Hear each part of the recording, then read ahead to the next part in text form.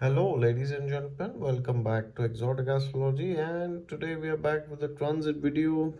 A very important transit, which is going to take place in the sign of Capricorn, and this transit is going to start from 26th, 27th, around these two dates. As you can see, this conjunction is the conjunction of Mars and Saturn in the sign of Capricorn. Okay, it's a very important conjunction where Mars will be entering Capricorn. So, if you can see this chart,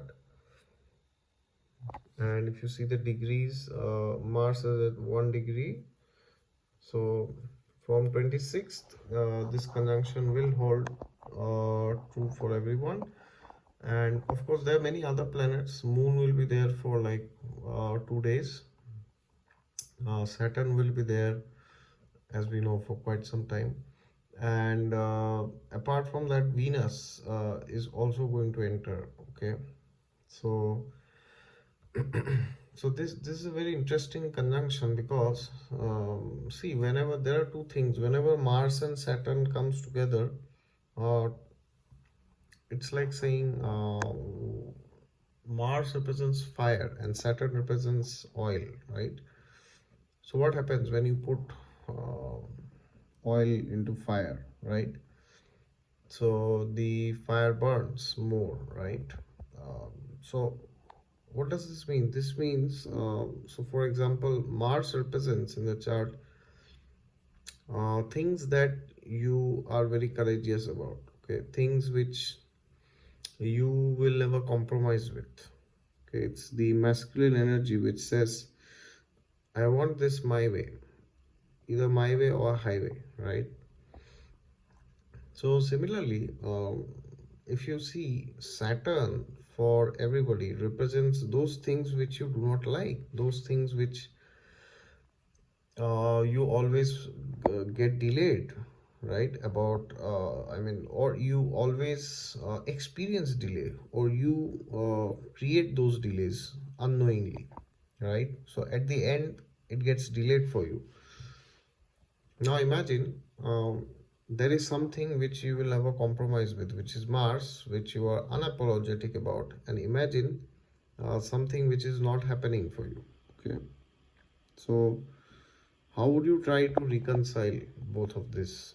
Uh, i- it's it's very difficult because it is not something which you do not appreciate. If it gets delayed, it's not a problem for you. But imagine something is very important for you, something is very important for your existence, that gets delayed. How do you feel, right? You feel as if the whole world is against you, right? This is the first level of complexity to this. But then there's another level of complexity. What is that? Well, yes, you guessed it right. This time, the conjunction of Mars and Saturn is not happening in an ordinary sign. It is happening in the sign of Capricorn. You see this number 10 here, right? So this is a very crucial transit because if you see, Capricorn is lorded by Shani, and he is the undisputed ruler of Capricorn, which means Capricorn represents all those things which Saturn signify basically, right? Discipline, commitment, structure, hard work, patience, and all this. I mean, not that it represents all this, but it represents those things which need these qualities, right? But now the situation is very interesting because there is a planet which is not only the enemy of Saturn but is also getting exalted there, right? So an exalted planet is the most powerful planet. Okay, Powerful does not mean it makes you a billionaire, or it will get you married, or it will give you the best shape of your life. Powerful means it is very highly aware to ultimately fulfill the agendas of that planet, right?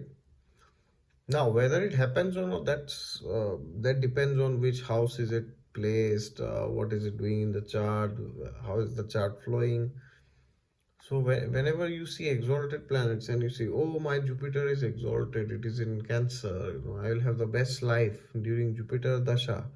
Well, not necessarily, right? It depends on what Jupiter does in the chart. And is your chart supporting that? And if yes, when, right? So similarly, it's a very interesting time because now Saturn is already there in Capricorn from so long, but now Mars has entered. So what does Mars do? See, why does Mars gets exalted in Capricorn? Why? Because Mars in general is a very impulsive planet. Now, is impulse bad? Well, definitely it can be very bad if it is animalistic, right? Mm, but imagine you can channelize your impulse in a particular way by which you can not only react to it, but you can respond to it in a way that is better for you in the long run, right? So the problem with Mars is sometimes he can become very narrow minded and think of the immediate gains, right?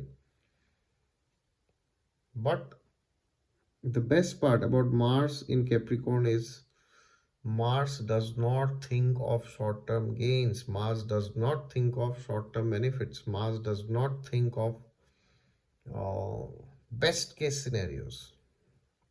Okay. So, what does Mars do? Mars understands that, well, it's very easy to be impulsive. It is very good, maybe at times, but not always. And sooner or later, you got to understand that you won't get anything and everything in life, right? So, therefore, uh, whenever Mars enters Capricorn, he kind of seamlessly harmonizes himself with the energy of Saturn. Okay, so now you got to understand what is Saturn doing in the chart, what is Mars doing in the chart, which houses they are ruling. Okay, and then you also got to check the nakshatras, what is going on. So if you see, Mars in the beginning is in the sign of Capricorn, of course.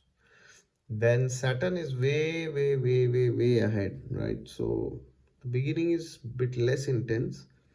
So 1 degree, and then Saturn is at 24 degrees. Of course, Saturn is also moving forward. He's not going to be retrograde.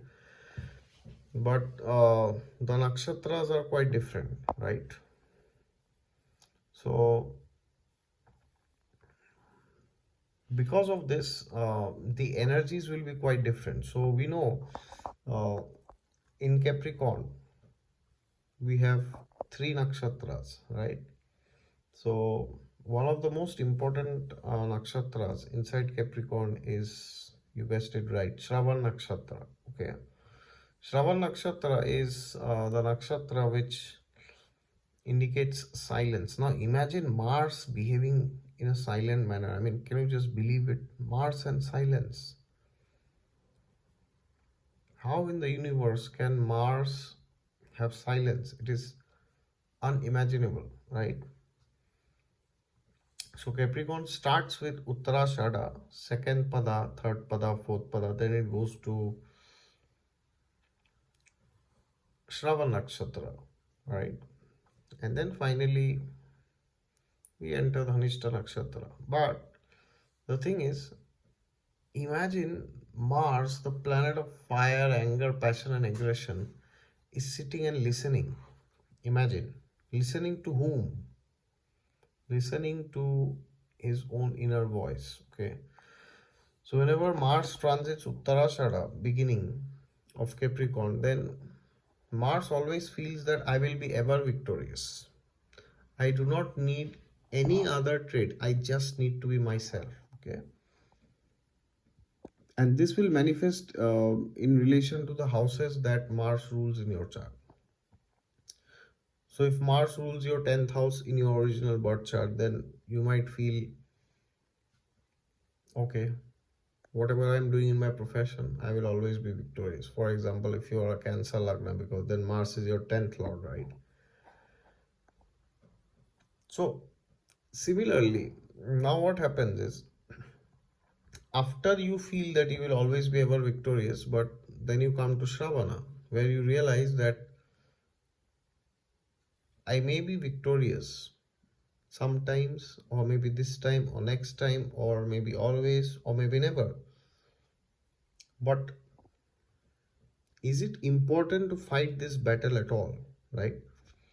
So if Mars is your 10th lord and you are a Cancer Lagna, it could very well happen that you give up fighting something.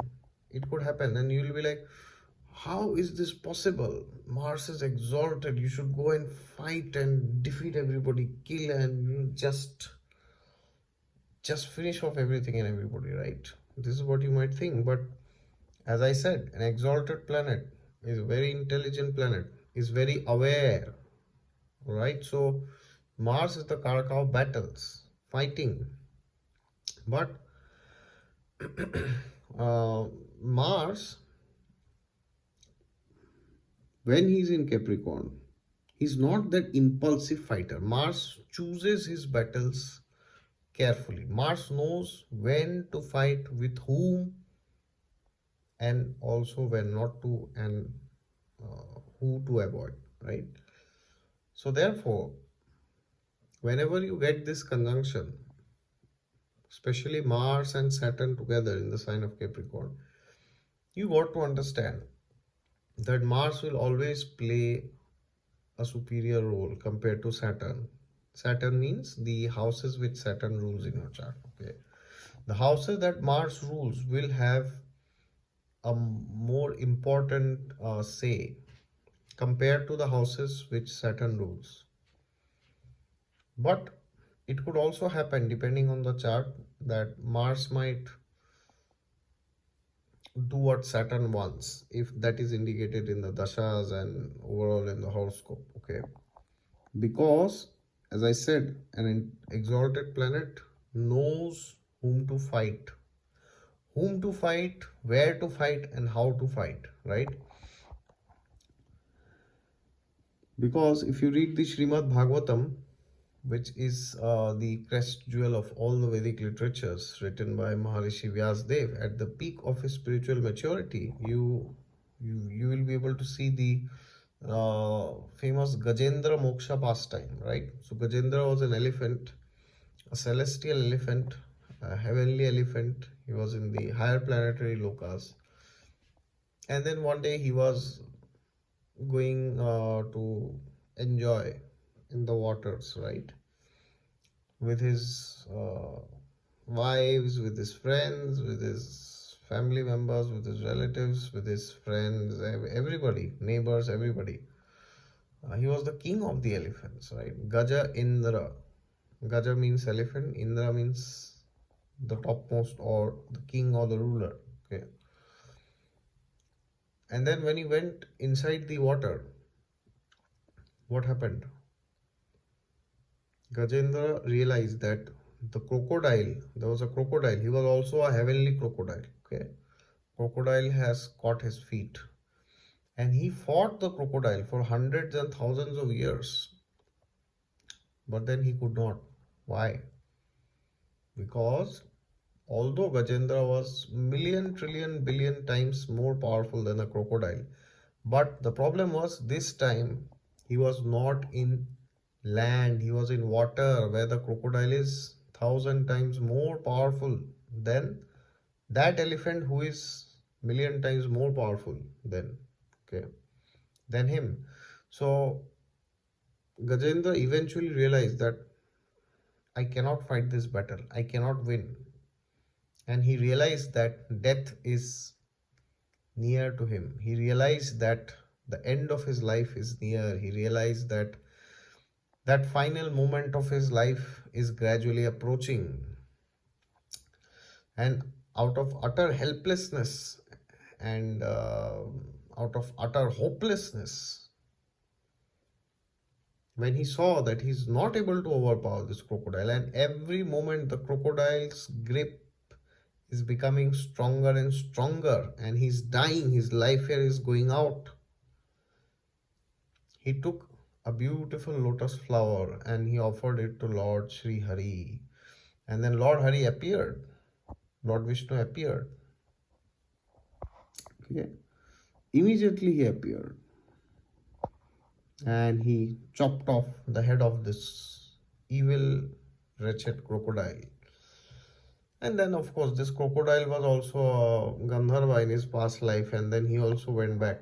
It's a long story. But the thing is, just because you are a Gajendra doesn't mean you will always win. You will only win if you are in land, right? If you are in the waters or if you are in the airs, waters versus airs, you will lose. Not because you are weak, but you are vulnerable, right? So choose your battles carefully. Okay? Thank you.